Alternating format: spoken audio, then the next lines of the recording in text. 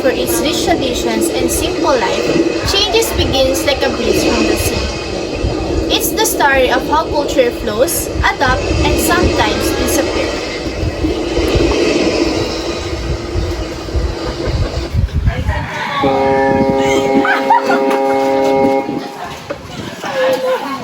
Ay, mukhang nandyan na sila. Mga bisita natin galing ibang lugar. Diyan, bilisan niyo muna. Ay, sige po, Tia. Excited na ako. Excited na ako makita sila. Hi! Welcome po. Happy to be here. Gusto niyo ba tikman ng pagkain namin? Merong adobo, kakanin, galing pa sa recipe ng lola ko. Wow, Mamaya, meron ding mga sayawan mamaya. Wow, thank you for welcoming us. What's this? That's biko. Ginawa sa malagkit na bigas. Sarap yan. Sobrang sarap! I've never done anything like this. Thank you. Ito ang cultural diffusion. Naipapasa ang kultura gamit ang isang grupo papunta sa iba. Dahil lamang sa isang biko, isang kultura na naman ang naibahagi sa iba.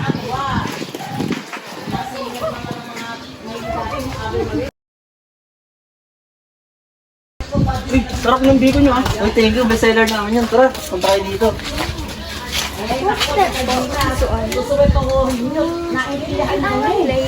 Clean solar filters.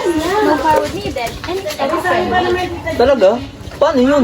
I'll show you tomorrow. Ito naman ang innovation, isang idea na makakatulong sa lahat.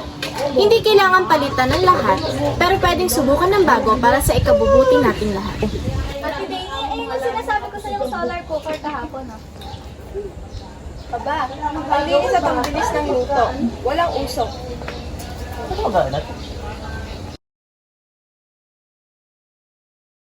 Ay, wala na yata talaga interest sa mga tao ngayon sa paghahabi. Puro na lang cellphone at kung ano-ano estilo ng pananabit. Ito naman ang assimilation, kung saan ang kultura natin ay unti-unting natatabunan at nawawala. Wala naman nagsabi na bawal ang maghabi. Ngunit dahil sa dami ng mga bagong bagay na mayroon tayo, ay unti-unti na itong nakakalimutan at nawawala. Isa yan ang sayaw na to. Sinuro sa Universal. Oo nga, at yung mga palumpi, ang ganda. Gawa galing sa recycled materials. Ito naman ang acculturation, kung saan nakakapag-adapt tayo ng isang bagay na hindi natin nagagawang kalimutan ang sariling kultura natin. Hala, I changed so fast. Wasn't it sunny earlier? Oo nga, lagi na lang ganito. Sabi nila, global warming daw.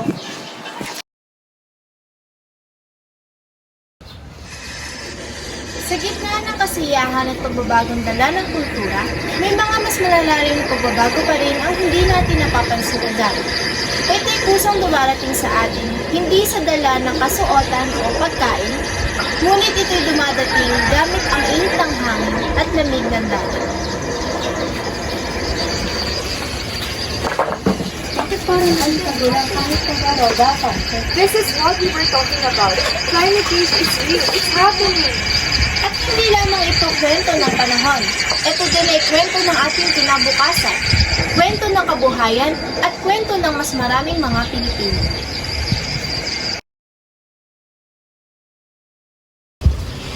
Ang araw ay sumisikat, ang mga bangkay halos walang laman, ang mga mangingisda ay nagkakatipon. Bit-bit ang alalahanin sa kanilang mga mata. Grabe, ang lilit na talaga ng mga uli natin. Parang kung nagkakita na tayo ng lamang dagat. Oo nga. Ano na? Tara. Mang Cardo, totoo ba bang konti na lang huli niyo ngayon? Totoo, Aling Rosa. Ang init, ang agos, ang panahon nagbabago na. Oo nga eh. Gasolina, ang mahal-mahal. Tapos tingnan mo huli namin, napakaunti. Di na siguro sapat ang pag-aano natin sa panahon ngayon. Iniisip ko na nga eh, maghanap na lang ako ng sa trabaho ko sa Maynila. Ano na pamilya ko? Ito ang epekto ng global warming. Hindi lamang sa kalikasan, kundi pati na rin sa tao. Hanggang kailan ba natin kailangan magtiis? Cardo, magkano ba yung sa isdang nahuli niyo? 70 na lang per kilo. Uy, balita ko may agency raw na naghahanap ng trabador para sa abroad. Kaya lang sobrang maraming bayarin, tapos sobrang laki ng isa. Kung ganun, baka may iba pang paraan. Hindi pwedeng basta ano yun. Kailangan natin planuhin yan. Ang ganitong paglipat mula sa nayon papunta sa lungsod o mula sa Pilipinas papunta sa ibang bansa ay tinatawag na migration.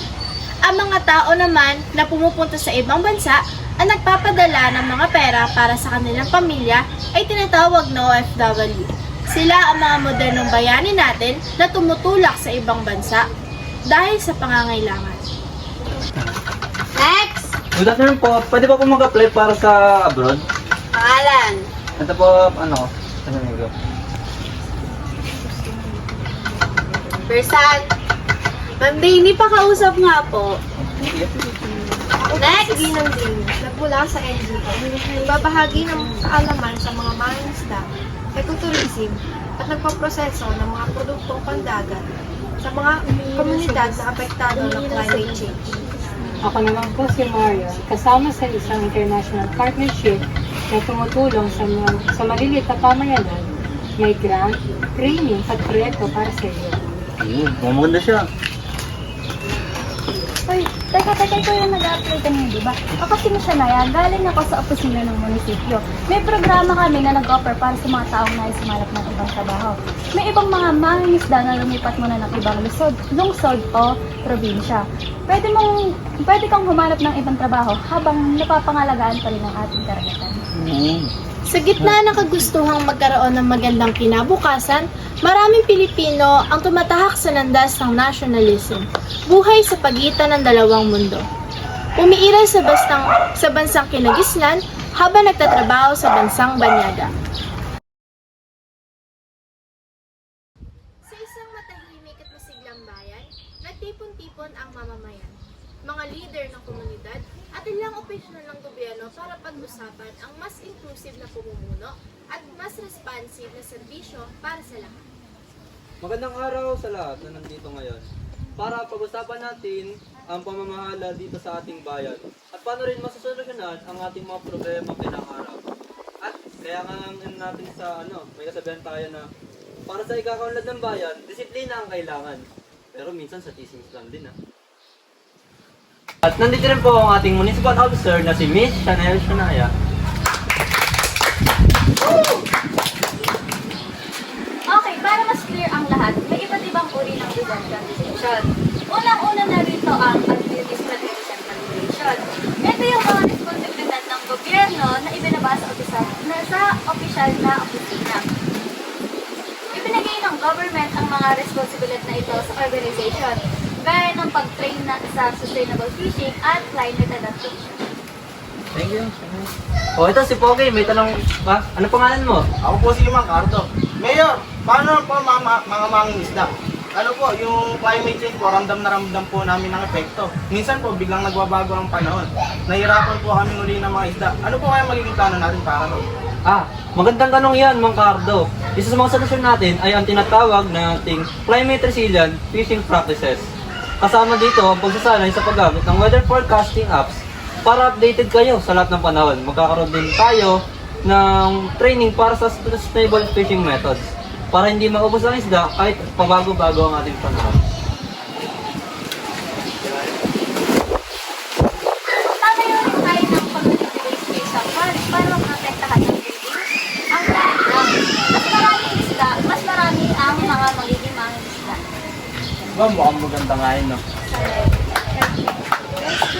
Ay, siya ata. Ano po pangalan nyo? Ian po. Ano po yung sa may delegation? Paano po yun?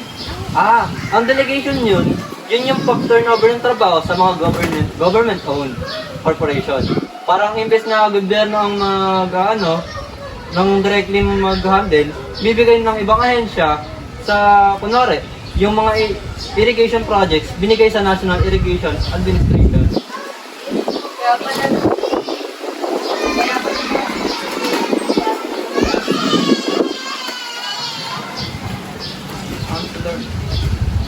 Ano naman po na privatization?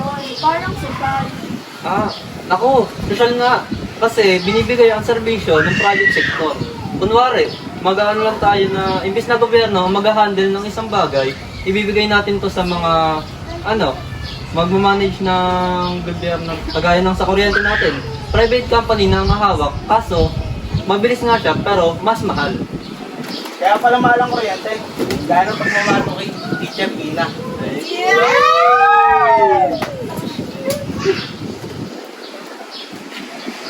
Mga kabayan, natutunan natin ang maging inclusive and governance. Hindi lang gobyerno ang gumagalaw, kailangan din ng partisipasyon ng mga tao. Ang ginagawa natin civil society, kung lahat tayo ay mga kapilita, magiging mas matibay ang community natin, at syempre, hindi pwedeng puro sila lang ang kailangan mo. Ang action, di ba? Kahit walang chismis, action tayo! Ako sa masayang talakayan dito sa Barangay Pag-asa. Sana naman, kahit witty ang mga eksena, ay natutunan niyo ang kahalagahan ng inclusive governance. Dahil kung lahat tayo ay sama-sama, lahat tayo ay panalo. Ina, ano naman ang tinatype mo dyan? Status update na naman ba yan tungkol sa love life mo? Ayan, hindi po. I'm posting sa community Facebook group. May nagka-issue daw dun sa palengke ng street lights. Napakadilim. Uy, aba, may meeting na naman tayo. Tapos reklamo online pa. Ito, kapag online, mas madaming attention na makukuha. Instant action. Totoo yan, Kat. Yung issue sa Zone 4, 3 shares lang. Dumating pa yung garbage kinabukasan. Oo. Mukhang kailangan ko na rin nata gumawa ng TikTok account para doon ako mag-announce. Pwede yan. Gamitin niyo po #barangay goals. At Kap, mag-live ka rin tuwing may meeting. Mas maraming viewers kaysa sa akin. Nako, ayun pala ang kailangan natin. Online na kailangan. Online is life. Online is government. Isang araw sa kanilang school, tinalakay ng kanilang AP teacher ang tungkol sa People Power Revolution, kung saan naganap ang isang mahalagang social movement dito sa kasaysayan ng Pilipinas. Okay class, tapos yung discussion natin ngayon. Bukas ay magkakaroon tayo ng quiz. Mag-review kayong lahat ha. Bye, ingat. Kailangan pa pag-aralan yung People Power Revolution na yun. Ba matututunan mo dun? Sali pa sa edukasyon yun? Siyempre, hindi lang sa kwento yan. History yan kung saan bumagsak ang diktador. Sus, ganun ba? Di ka kasi nakikinig sa klase, eh. Boring naman kasi matututunan mo dun. Pas na nga, pag-aaralan pa. Nasa pas nga, pero may aral yan. Kung gusto mong bumalik sa ex mo, pero sa history, ayaw mo. Nakampake! Tapos ang eskwela, nagdesisyon si Lee at Chrissy na humanap ng jeep. Tara, sasakay tayo sa ibang jeep. Pagod na nga ako. Gusto ko lang umuwi. Maghintay ka. Magiging magical jeep to. Dadalhin ka sa 1986. Pakana mo na naman no? Makikita mo ang totoong people power. People power? Pakano?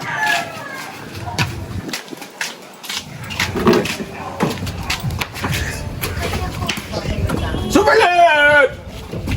Super right! Super prano! Super speed! Super prano! Mga kababayan, samahan niyo ako sa EDSA. Hindi natatakot, hindi nasusuko. Grabe, napakaraming tao! Kaya people power to, sama-sama ang mga tao para paglaban ang kanilang kalayaan. Oo, dahil sa martial law ni Marcos, nagkaisa ang mga tao na bakasin ang People Power Revolution. Ganun po pala, kaya pala sobrang importanteng aralin to. Maraming salamat po sa explanation, Manong Driver. At dito natutunan ni Lee na ang social movement, kagaya ng People Power Revolution, ay mahalaga sa kasaysayan pati na rin sa kalayaan ng bayan. Matapos ang time travel na hindi inaasahan, pauwi na galing school sina Chrissy at Lee ng pagod at pawisan. Ang init, grabe. Ba't pa naman tayo sumakay ng jeep ulit? Kasi nga, ang dami sasakyan kanina, tapos traffic pa. Tignan mo, kapal ng usok sa kalsada. O nga, no? Nakakasuya rin pala pagpawisan habang nakakalangkap ka ng pollution. Exactly. Kaya ang mas okay kung maglalakad tayo minsan. Makakatulong pa tayo sa environment. Less carbon emission, tapos less air pollution pa. Sabagay, dati hindi ko ito nare-realize, pero kala ko lang talaga hassle maglakad, pero di pala. Di lang yun. Nakakabawas rin tayo sa noise pollution. Nakakagalaw pa tayo. Tapos, parang nag-exercise na rin tayo habang nagiging eco-friendly. Eco-friendly? Ako? Uy, sarap pakinggan nun, Oo, bes. Pero sa bagay, kahit maliit na bagay, malaki pala yung natutulong nito. Sana lahat ganyan din mag-isip. Boring naman dito, puro puno na lang, wala pang signal, wala pang mall. Oo nga. Hindi ako makalaro. Ano bang magagawa ng mga puno dito? Subukan yung putulin yung puno na yan. Hindi kayo makakahinga. Sasalita yung puno! Dahil sa kaba at takot, napahinto sila sa tabing ilog at dito nila napansin ang paligid. Ang dumi na ng ilog. Dati rin bang ganito to? Dami na kasi nagtatapon ng basura. Yung puputol pa pala ng puno. Kawawa naman yung mga ibon na katulad sa puno. Ano ang bilis ng mga puno? Ang silbi nila ay may binibigyan tayo ng oxygen para tayo makahinga. At kung wala sila, wala tayong lahat. Grabe, mali pala ako. Sorry sa puno kanina. Sige, saan ba ako? Kanina tayo. Sige, tara. Biglang iba yung tono ng boses ah. Character development, Charles. Uy, Lai! Ginagawa mo sa likod ng puno! Ano naman trip yan? Gusto ko lang takutin yung mga walang pakialam sa nature. Minsan, kailangan mo rin silang gisingin, no? Sige na, may field trip pa tayo bukas. Ayusin mo na yung gamit mo. Habang naglalakad sa wind farm, mainit pero excited ang buong klase. Te, plastic pa talaga. Kala mo ba grocery to? Wala kang reusable. Ganito lang guys sa bahay. Pang trash can na rin. Grabe, ang laki ng windmill. Feeling ko sinasampal ako ng hangin. Wow, parang siyang higanteng electric fan. Grabe. Hoy, welcome sa wind farm. Alam niyo ba, ito ang kauna-unahang wind farm sa Southeast Asia. At walang polusyon, walang usok, di ba? English na naman. Ibig sabihin na ito, ang technology ay ginagamit natin para makatulong sa kalikasan.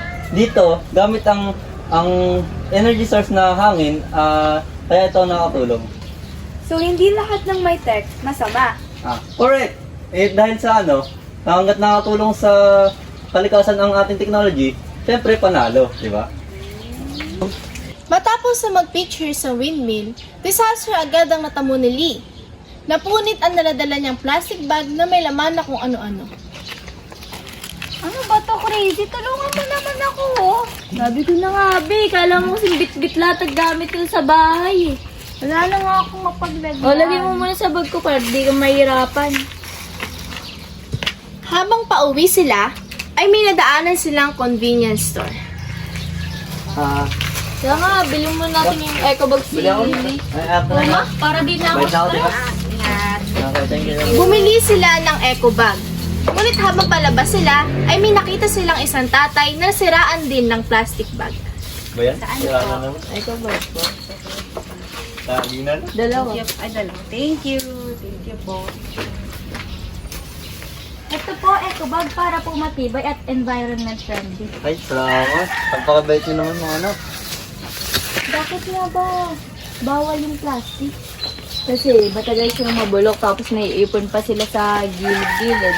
Kaya ang kawawa pati ng mga hayop. Sige, mula ngayon, eco bag na talaga. Napansin ni Lee at Tracy ang mga kahon na nakakalat sa paligid. Ang daming box, oh. Pwede natin gamitin sa project yan. Tara, kuha tayo para sa klase. Tara. Matapos bumili ng mga eco bag at kunin ang mga box na nakita nila sa daan, ang buong klase ay nagdesisyon ng umuwi. Akala ko mabibili kayo ng eco bag. Bakit ang dami ng dalang mga kahon? Para po sa mga projects namin, para po mapakita rin po namin na nakatipid kami at nakatulong sa kalikasan. At para din na rin po kami bumili. Oo, di ba rin tinatawag na non-material environmentalism? Ang pagprotekta sa kalikasan. Gamit ang simpleng paraan tulad na lang ng paggamit muli ng mga bagay or pagbabawas ng konsumo. Ibig sabihin, hindi lang ito about sa technology or pagtatanim ng puno, kundi pati na rin sa pag-iisip kung paano tayo mabubuhay ng mas simple and mas responsible.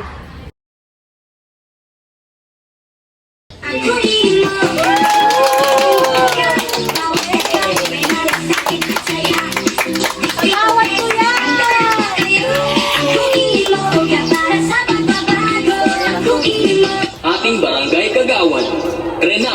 de la Cruz Recto. Para sa ating barangay Maguyam, huwag nating kalilimutan sa darating na halalan, Renato de la Cruz Recto. Kaya wadalian, tatlong letra sa balota, matapang mo silbi, magagat plataforma. Solusyonan mga problema, mahirap umayaman, walang paki sa pera. Paano niyo masasabi na kayo karapat-dapat para sa pagiging bagong pinuno ng bayan? Ako po ay isang lalaking may dangal. Isang lalaki na may tapang na handang harapin ang kahit anong problema. Papayag ba tayo na isang babae ang ating magiging leader? Hindi ba't ang mga babae ay mahihina at mabilis maapektuhan ng emosyon? Kapag sila ay naapektuhan ng kanilang emosyon, maaari itong maging makaapekto sa magiging desisyon nila para sa ating bayan. Boo! Excuse me, Mr. Renato. Are you underestimating the woman? Let me remind you, babae ako at hindi babae lang. Ay, kanina ba ang gusto niyo? Hindi! Patay-patay ang tingin sa kanyang nasasakupan. Mataas pa ang tingin sa sarili. No offense, Miss Mocha. Pero alam naman nating lahat na ang mga babae ay dapat nasa bahay na lamang. Ang mga babae ay dapat nagluluto, naglilinis at nag-aayos ng gamit para sa kanilang asawa. At ang lalaki ay nagtatrabaho. Bilang isang lalaki ay dangal ko ang mabigyan ng maayos na pinuno ang syudad na ito. At hindi mahihina kagaya niyong mga babae. Mr. Renato again, pinatunayan mo lang na basura yung pag-iisip mo. Aba! Hindi katulong. Ang babae hindi pinakasalan para gawing alila nyo. Mga mahal kong mamamayan, hayaan nyo akong maging ina ng bayang ito. Yes! Pantay-pantay ko sa inyo at walang kinakampihan. Let's stop this patriarchal mindset. Moka! Moka! Let's move and live! Babae tayo at hindi babae lang. Moka! Moka! Moka! Sa isang maliit na baryo, tahimik ang lahat. Ngunit sa likod ng katahimikan ay maraming puso ang nagnanais ng pagbabago. Hindi sapat ang reklamo. Kailangan may gawin tayo. Kung gusto natin ng magandang kinabukasan, dapat magsimula sa edukasyon. Tama, pero hindi rin dapat edukasyon. Dapat din gisingin ng mga kabataan. Kabataan ang pag-asa ng bayan, di ba? Tama. Noon, kami ay takot magsalita. Pero sa panahon natin ngayon, sa daming problema at sa kakulangan sa suporta, pati na rin ang kawalan ng ating lupain, ay kailangan na namin magsalita. Alam nyo ba, sa simpleng pagtuturo niyo sa kapwa kabataan ay malaking tulong na. Mang Tonyo, gusto po namin tumulong. Balak nga po namin magtayo ng community learning center. Oh, ayun ang sinasabi ko, hindi lahat ng pagbabago ay nagsisimula sa kataas-taasan, sa inyo nagsisimula. Matagal na panahon akong bahagi ng lumang sistema. Pero ngayon, nakikita ko ang katapangan ng kabataan. Kayo ang inspirasyon ko. Mayor, may gusto lang po kami itanong. Handa po ba kayong makinig at tumulong sa komunidad? Oo, panahon na para ang masa naman ay hindi lamang marinig, kundi pakinggan. Ang isang pagbabago ay hindi isang hiwala. Ito'y may mga kasamang hakbang, tulong ng mga may malasakit na puso. Dahil lamang sa isang simpleng pagtuturo, pakikinig at pagtulong ay unti-unting nabubuo ang bagong lipunan. Ang pagbabago ay nagmumula sa sarili, sa pamilya at sa komunidad. At sa pagkakaisa, walang imposibleng lipunan. Tayo ang nagmumulan ng pagbabago. Ang araw ay simple lang ang buhay. Walang cellphone, walang internet, pero masaya pa rin. Aba, ayaw. Dati, kailangan pang bumili ng dyaryo para makibalita. Tas kung mainit, naku, abanikot paliligo lang sa puso ko tapat niyan. At ang tawag naman dyan ay traditional lifestyle. Simple, pero makasigurado tayo sa seguridad at kasiyahan. Lolo, ngayon, isang click mo lang sa cellphone, makikita mo ng balita. Tapos kapag mainit, Mayroong aircon, electric fan, minsan nga ice coffee na lang eh.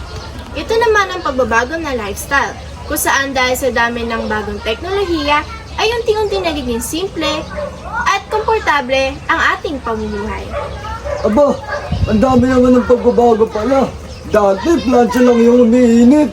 Ngayon, pati pala ulo ng tao. Opo, Lolo, pero nang dahil sa development, gumanda ang quality ng buhay. Mas mabilis, mas maayos. At dahil sa modernization, unting-unting umaangat ang buhay ng tao mula sa lumang paraan patungo sa bago. Nagbabago ang lipunan para sa ikabubuti ng lahat.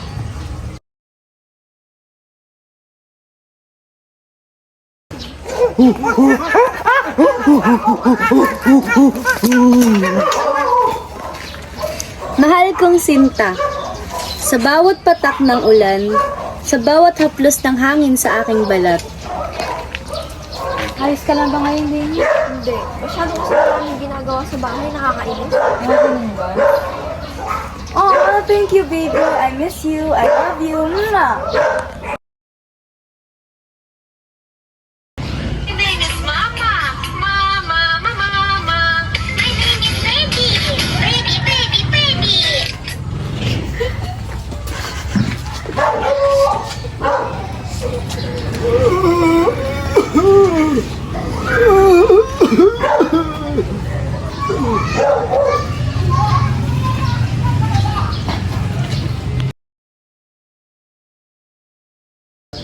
Galing sa Amerika, isang dayuhan ang pumunta dito para bisitahin ang kanyang kaibigan, si Asian Cutie, na isang kilalang Filipino vlogger dito sa bansa.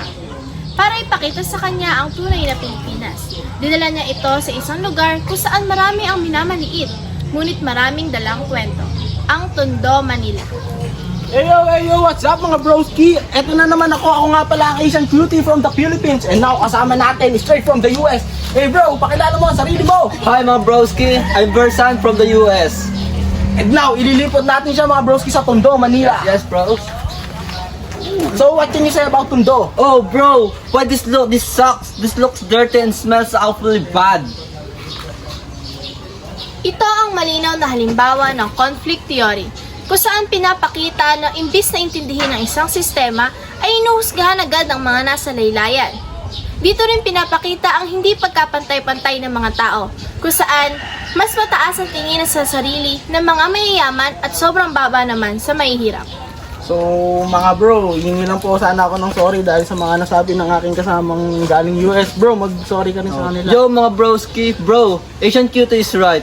I'm sorry for taking the people and I didn't know that they're treated by unfair system. I'm really sorry. Ang structural functionalism naman ay nagpapakita ng pag-unawa kung bakit mahalaga ang bawat bahagi sa lipunan, may silbi at dapat may halaga. So, doon na nga po magtatapos ang ating video.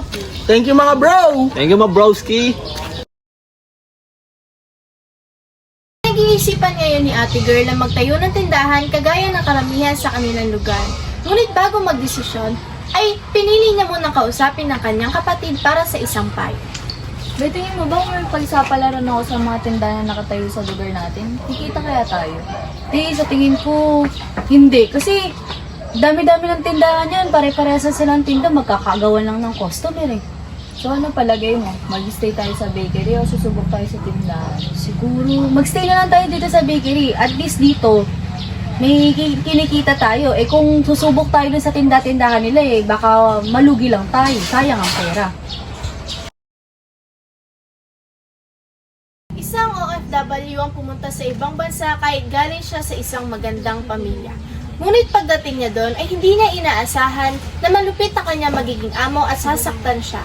Ngunit dahil sa kanyang sitwasyon ay wala na siyang nagawa kundi tanggapin na lamang ito kahit nasasaktan na siya. Hello, Ma, Pa, miss na miss ko na kayo. Minamaltrato nila ako dito. Akala ko nung una mababait sila at magandang pakisamahan pero hindi, nagkamali ako. Miss na miss ko na kayo, Ma, Pa. Mag-iingat kayo palagi, mahal na mahal ko kayo. Hindi ito ang pinangarap kong buhay dito. Pero no choice, kailangan kong magtiis para sa kanila. Huwag mo ganyan yung asawa ko. Huwag mo Like a face mask. Oh, thank you for the compliments. Ito ang cultural diffusion.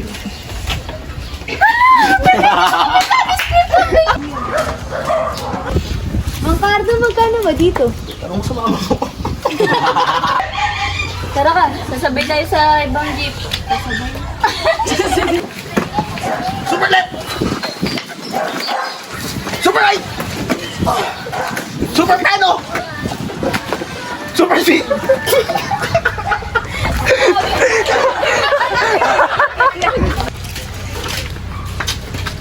Wait lang! Ito, dadalhin kita sa 1986. Pakana mo na naman talaga. Magiging people power to. Magiging people power?